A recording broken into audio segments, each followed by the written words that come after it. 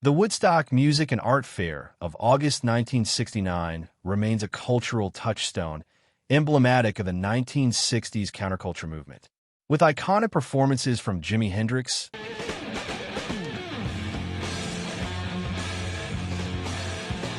Janis Joplin, Moving, man, and music's not for putting yourself through bad changes.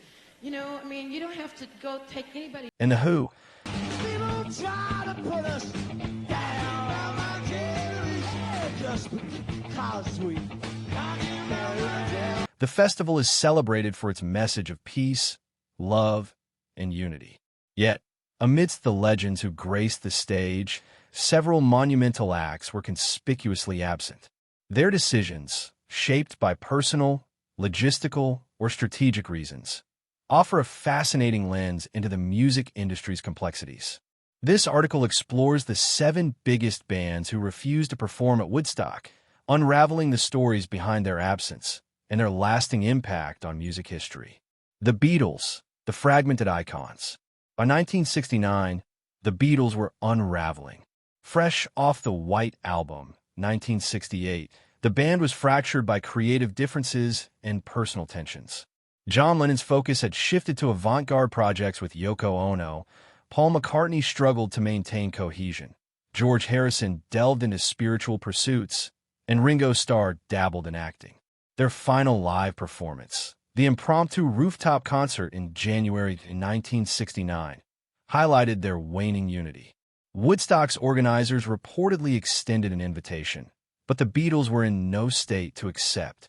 Lennon, disillusioned with the band's direction, famously quipped, "We're bigger than Woodstock." McCartney later reflected that logistical hurdles and internal strife made collaboration impossible.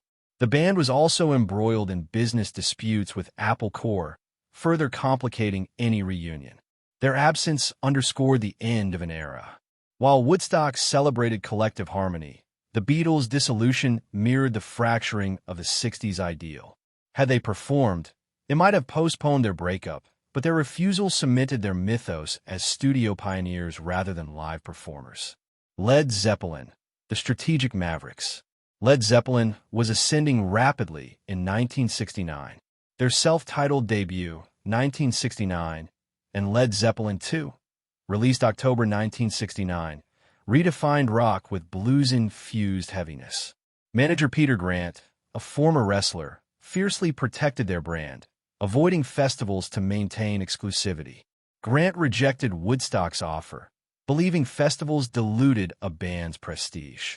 "We were building something special," guitarist Jimmy Page later said. Peter didn't want us lost in a sea of acts. Instead, Zeppelin headlined smaller venues, commanding higher fees and cultivating a devoted following. Grant's strategy paid off. By avoiding Woodstock, Zeppelin avoided being pigeonholed as just another rock band. Their subsequent tours solidified their legend, proving that strategic absence could enhance mystique. The Rolling Stones, architects of Altamont's chaos. The Rolling Stones were in turmoil.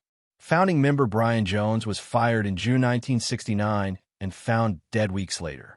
Mick Jagger and Keith Richards were steering the band toward a grittier sound with Let It Bleed, 1969. Eager to reclaim their live prowess, they planned a U.S. tour culminating in Altamont Free Concert. Woodstock clashed with Altamont's planning. Jagger, wary of Woodstock's peace and love hype, sought a grittier event. Tragically, Altamont, marred by Hell's Angels violence and a fatal stabbing, became a dark counterpoint to Woodstock. Richards later admitted, "We wanted our own thing. It just went wrong." The Stones' absence from Woodstock and Altamont's infamy marked the end of 60s idealism. Their decision highlighted the peril of chasing cultural relevance without foresight. The Doors, Morrison's legal labyrinth. The Doors were at a crossroads. Frontman Jim Morrison faced charges for indecent exposure after a chaotic Miami concert in March 1969. With Morrison's behavior increasingly erratic, the band's future hung in the balance. Initially booked for Woodstock, the Doors withdrew as Morrison's trial loomed. Manager Bill Siddons feared the festival's unpredictability. Keyboardist Ray Manzarek recalled, "Jim was in no shape. We couldn't risk another incident." Their absence marked a turning point.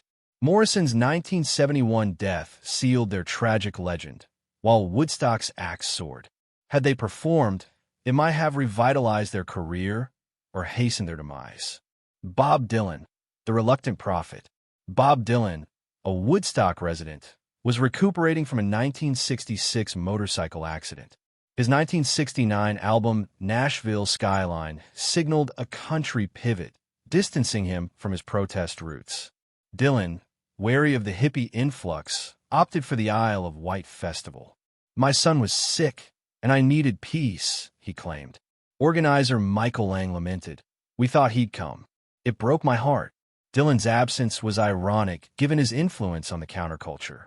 His European choice reinforced his enigmatic persona, prioritizing artistry over crowd-pleasing. Jethro Tull, rejecting the hippie label. Jethro Tull, led by flautist Ian Anderson, were rising stars with Stand Up, 1969. Their eclectic style defied easy categorization. Anderson refused to be typecast. "We weren't hippies," he asserted. Festivals felt like bandwagon jumping. Preferring theaters, they avoided Woodstock's communal vibe. Their refusal allowed artistic evolution. Albums like Aqualung, 1971, cemented their prog rock legacy, proving independence from trends. Iron Butterfly, the infamous Telegram.